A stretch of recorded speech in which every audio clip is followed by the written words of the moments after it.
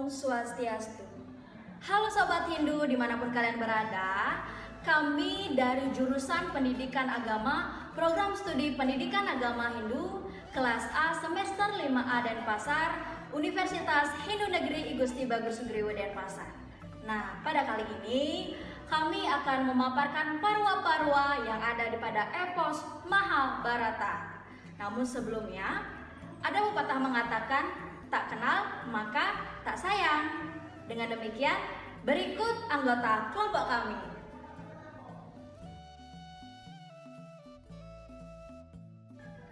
Halo Sobat Hindu, pada kali ini kita akan mempelajari parwa-parwa yang ada pada epos Mahabharata.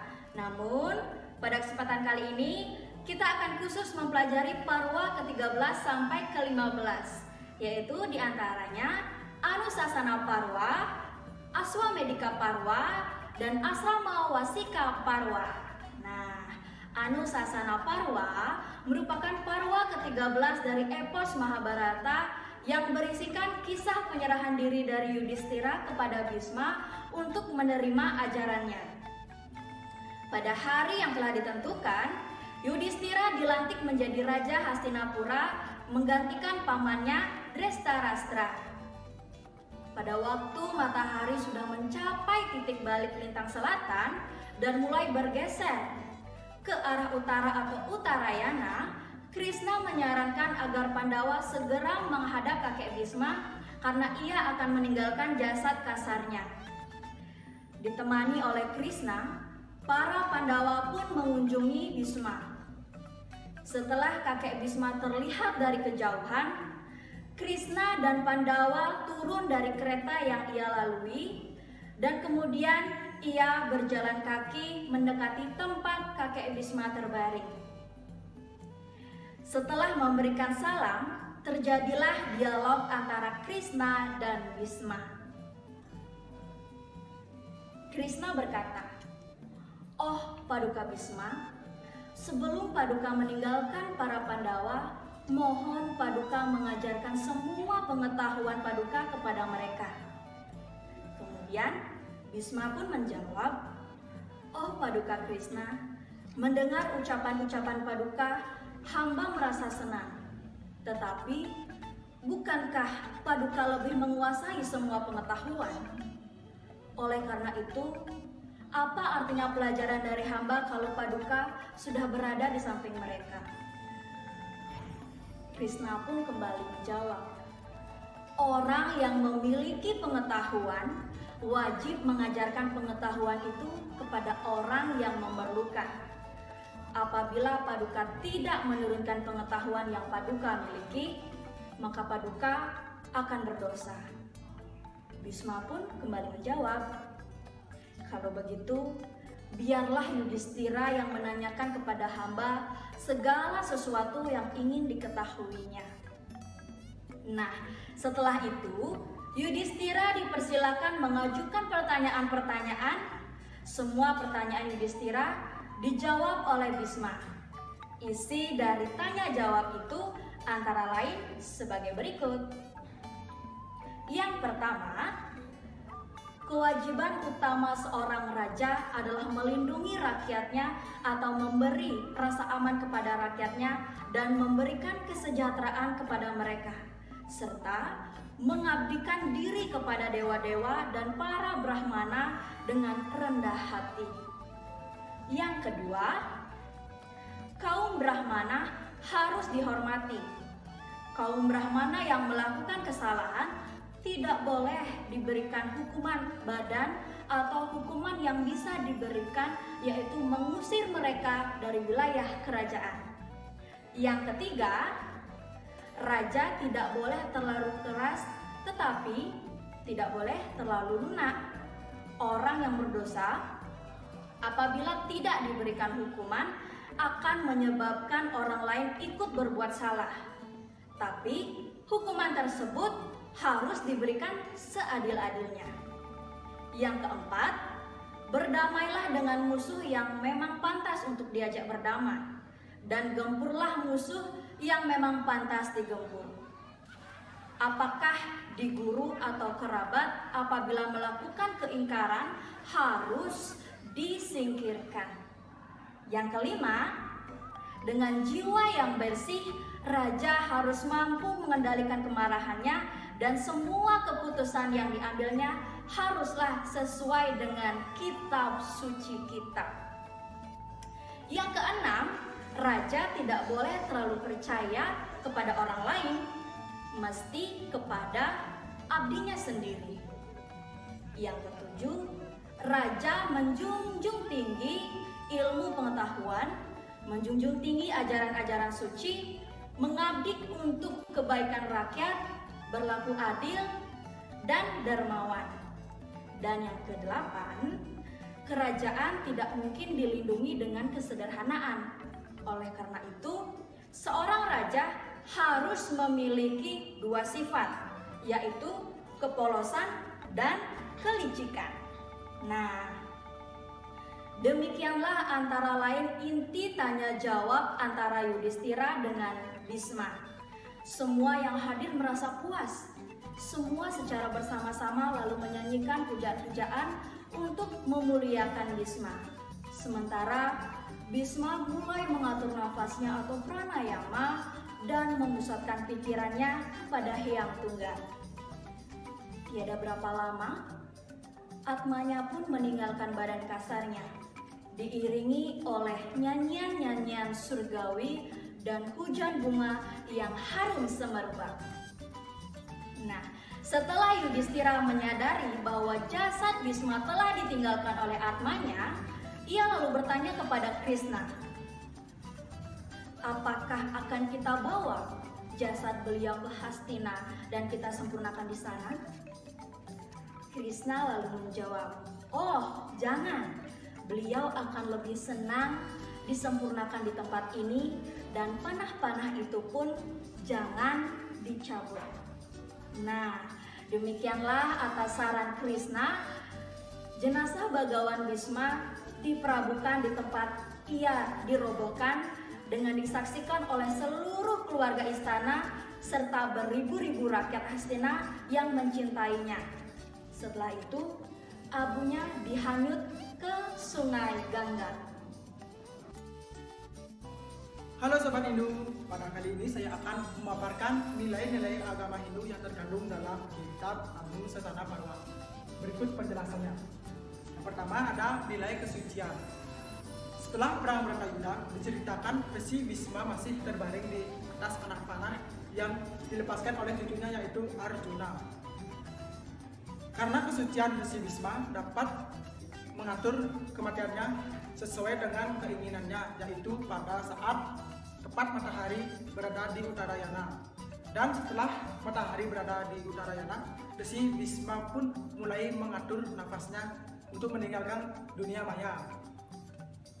Kehebatan Resi Bisma adalah mampu mengatur kematiannya. Hal itu disebabkan karena kesucian yang dimiliki olehnya. Yang kedua ada nilai karma pala.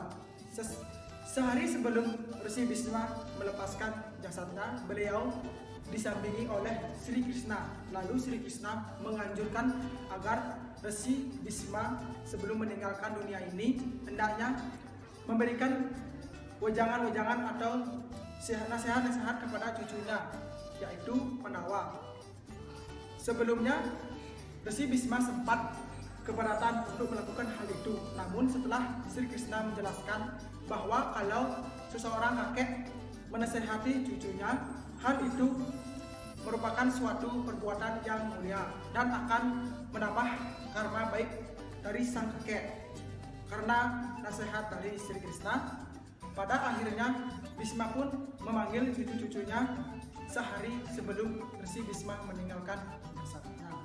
Yang ketiga, ada nilai kewibawaan. Nah, setelah Panca Pandawa dan Dewi Drupadi berkumpul, Resi Bisma pun mulai memberikan wejangan kepada cucu-cucunya, termasuk Drupadi. Yaitu nasihat Resi Bisma sangat menusuk ke dalam lubuk hati cucu-cucunya, yaitu Pandawa. Resi Bisma sangat berwibawa dalam menyampaikan nasihat-nasihat yang sangat terpercaya. Nah, tiba-tiba Drupadi tertawa sinis atas nasihat dari Bisma tersebut. Namun, Resi Bisma tetap tenang. Beliau yakin Dewi Drupadi pasti punya alasan yang kuat mengapa ia bersikap seperti itu. Dewi Drupadi kemudian menjelaskan bahwa nasihat-nasihat dari kakeknya itu sudah terlambat dan sia-sia. Hal itu tidak akan membuat para Pandawa dan para Kurawa menjadi damai. Resi Bisma meskipun sudah sekarat, namun beliau masih mampu memberikan penjelasan-penjelasan dengan tegar dan berwibawa kepada cucu-cucunya, yaitu para Pandawa. Halo Sobat Hindu, di sini saya akan menjelaskan tentang Aswamedika Parwa yang merupakan kitab ke-14 dari Mahabharata yang mengisahkan kelahiran kembali Parikesit yang sebelumnya tewas dalam kandungan karena senjata sakti milik Aswatama dan pelaksanaan upacara Aswameda yang melepas seekor kuda. Dalam kitab Mahabharata ke-14, Aswamedika Parwa diceritakan tak lama setelah Baratayuda berakhir, Yudhistira diangkat menjadi Raja Kuru dengan pusat pemerintah di Hastinapura untuk menegakkan dharma di seluruh Bharatawarsha, sekaligus melakukan para raja kejam dengan pemerintah tiran. Maka Yudhistira menyelenggarakan Aswameda Parwa. Krishna dan Vyasa yang merekomendasikan kitab Aswamedika Parwa kepada Yudhistira untuk melakukan pemberian Aswameda. Yudhistira mengungkapkan bahwa pembendaharaan kosong karena perang. Vyasa menyarankan untuk menambang emas di Himawat, dekat Gunung Meru. Dia membacakan kisah Raja Maruta. Yudhistira melanjutkan dengan upaya menambang emas, mengisi pembendaharaannya dan melakukan Aswameda. Yudhistira yang diprakasai oleh Aswameda dari Parwa menceritakan upacara kerajaan diikuti oleh Vyasa. Upacara adalah acara selama setahun di mana kuda berkeliaran ke segala arah negeri itu. Kuda diikuti oleh pasukan yang dipimpin oleh Arjuna yang misinya adalah untuk menantang penguasa manapun memiliki kuda gratis tersebut. Upacara ini menetapkan Arjuna sebagai kaisar. Nilai-nilai agama Hindu yang terkandung dalam Aswamedika Parwa ialah di mana yang memberikan makna tattwa daksina diceritakan Sri Krishna mengambilkan para Pandawa untuk melangsungkan suatu upacara besar yakni Aswameda Yajna yang bertujuan untuk menyucikan Hastinapura. Singkat cerita, upacara dilangsungkan. Sri Krishna mengatakan bahwa nanti akan ada ciri-ciri suksesnya upacara tersebut apabila ada suara genta dan hujan bunga dari langit. Tetapi setelah selesai upacara, ternyata tidak ada hujan bunga dan suara genta dari langit. Ini berarti upacara Aswameda Yajna tersebut telah gagal. Semua pun kaget. Sri Krishna sebetulnya sudah tahu penyebab kegagalan upacara tersebut. Namun demikian, Sri Krishna tetap menyuruh memeriksa keadaan. Setelah diteliti lagi, ternyata di hadapan sang pandita memuja tidak ada daksina. Akhirnya, setelah ada daksina, barulah suara genta dan hujan bunga turun. Ini menandakan bahwa upacara Aswameda Yajna telah sukses. Hal ini membuktikan bahwa dengan cara mitologis bahwa Banten Daksina sangat penting kedudukannya dalam upacara agama Hindu. Sekian dari nilai-nilai agama Hindu yang terkandung dalam Aswamedika Parwa.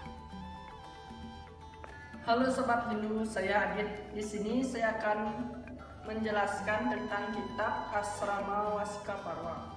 Asrama Wasika Parwa merupakan kitab ke-15 dari Astadasa Parwa.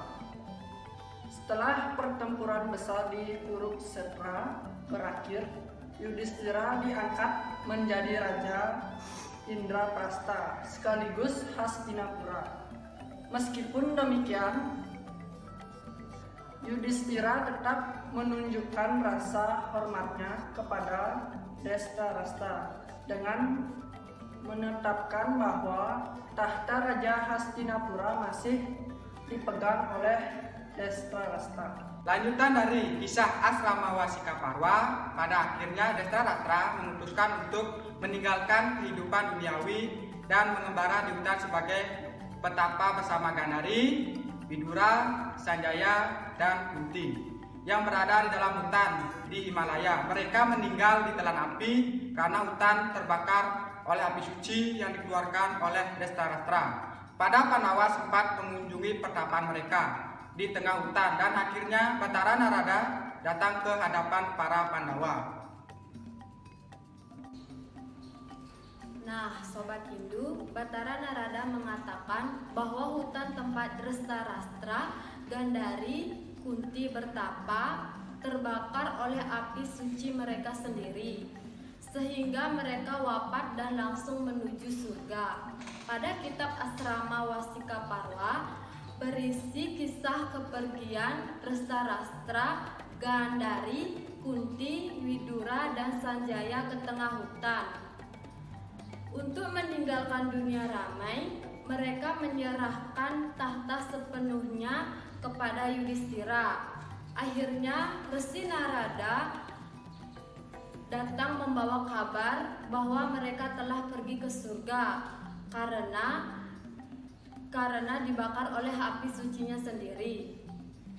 Pesan moral yang tergandung dalam kitab Asrama Wasikaparwa yaitu menceritakan Drestarastra, Gandari, Kunti, Widura, dan Sanjaya menyerahkan kerajaan sepenuhnya kepada Yudhistira.